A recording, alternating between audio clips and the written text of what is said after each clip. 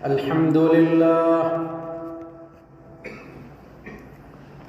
الحمد لله رب العالمين نحمده ونستعينه ونستغفره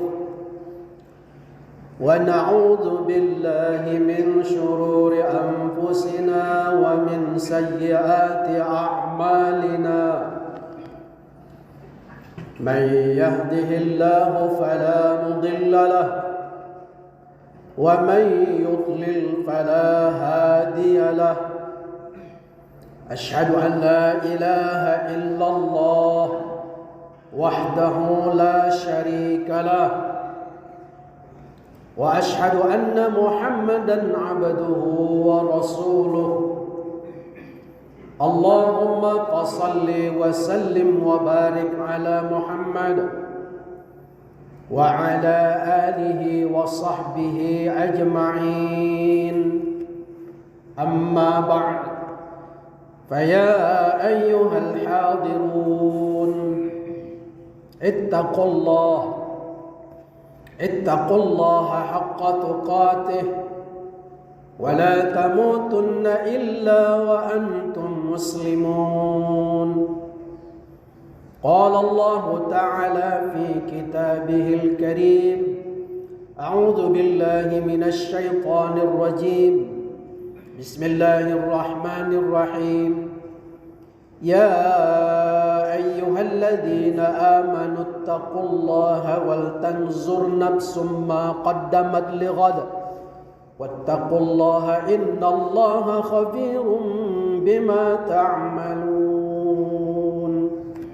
صدق الله العظيم. Saudara-saudara kaum muslimin jamaah salat Jumat rahimakumullah. Pada saat ini kita sudah berada di dalam bulan Rajab. Sudah sama kita maklumi bulan Rajab ini adalah merupakan salah satu bulan yang mulia, di mana di dalamnya ada satu peristiwa yang sangat penting bagi kita, yakni pada tanggal 27 Rajab terjadi peristiwa Isra Mi'raj Nabi besar Muhammad sallallahu alaihi wasallam. Semua kalangan umat Islam, mulai dari pedesaan, perkampungan sampai ke istana negara, setiap tanggal 27 Rajab memperingati peristiwa Isra Mi'raj. Kita tahu bahwa peristiwa Isra Mi'raj itu adalah peristiwa Nabi Muhammad menjemput sholat 5 waktu. Artinya bahwa peringatan Isra Mi'raj ini adalah mengingatkan kita tentang pentingnya sholat. Karena bagaimana tidak penting? Karena sholat itu langsung dijemput oleh Nabi kita menghadap kepada Allah. Sementara amalan lain malaikat Jibril yang mengantarnya, seperti puasa, zakat, haji diantar oleh malaikat Jibril. Tapi sholat Allah memerintahkan kepada Jibril untuk menjemput langsung baginda Rasulullah untuk menghadap kepada Allah. Dan kita berterima kasih bahwa dengan sholat itu ada wahana dan fasilitas bagi kita umat Islam untuk kita berdialog dengan Allah, untuk kita mi'raj kepada Allah. Karena as-sholatu mi'rajul mu'min. Salat itu adalah mi'rajnya bagi orang mukmin. Dan kita juga berterima kasih kepada jamaah tabligh yang setiap hari mengajak masyarakat dari rumah ke rumah, mengetuk pintu untuk ngajak sholat berjamaah. Dan alhamdulillah di mana-mana masjid kita pada saat ini sudah mulai ramai. Ditambah lagi dengan kegiatan Pak Gubernur, Pak Wali Kota untuk sholat subuh berjamaah atau subling. Dan ini mengajak jemaah untuk memakmurkan masjid dengan sholat berjamaah. Dan semoga saja dengan sholat berjamaah, dengan ramainya masjid itu makin meningkatkan kualitas keimanan kita kepada Allah Subhanahu wa ta'ala. Namun sayang bapak-bapak hadirin sekalian, banyaknya orang sholat ke masjid, banyak pula sekarang ini penghuni lapas. Kenapa demikian? Karena banyak orang yang tadinya sholat masuk penjara. Lalu muncul pertanyaan, bagaimana dengan sholat kita ini? Apa sholat tidak berfungsi? Sehingga banyak membuat orang masuk ke dalam penjara karena melakukan berbagai kemaksiatan, kesalahan. Bahwa dalam Al-Quran dikatakan, Inna salata tanha anil fahsya wal munkar. Bahwa salah satu fungsi daripada solat itu sendiri adalah mencegah dari perbuatan keji dan perbuatan mungkar. Tapi kenapa sekarang ini begitu banyak kemungkaran, kemaksiatan yang konon kita dengar berita bahwa yang banyak melakukan kemaksiatan itu justru orang yang rajin solat berjemaah ke masjid. Ada apa ini semua? Mengapa terjadi demikian? Nah, inilah poin pembahasan kita dalam kesempatan ini. Bapak-bapak, saudara jemaah sekalian yang dirahmati Allah Subhanahu wa taala. Di dalam kitab Al-Mustadraj, Imam Al-Hakim meriwayatkan satu hadis yang menyatakan, bismillahirrahmanirrahim, ya'ti 'alan nasi zamanun yajtami'una yusalluna fil masajidi laisa fihim mu'min. Kata Rasulullah masih hidup ketika itu, beliau menyampaikan, akan datang satu zaman, satu masa kepada manusia, yajtami'una wa yusalluna, mereka banyak solat berjamaah fil masajid, di masjid, laisa fihil mu'min, tapi mereka tidak dianggap orang mukmin. Saudara, perhatian kepada kita semua. Kata Rasul, nanti banyak orang solat berjamaah ke masjid, bahkan penuh masjid. Banyak orang solat berjamaah ketika itu, kata Nabi, akan tetapi mereka tidak masuk kategori orang mukmin. Ada apa dengan solat orang ketika itu? Rajin solat berjamaah, bahkan ada gerakan-gerakan solat berjamaah, tapi mereka tidak dianggap mukmin, kata Nabi.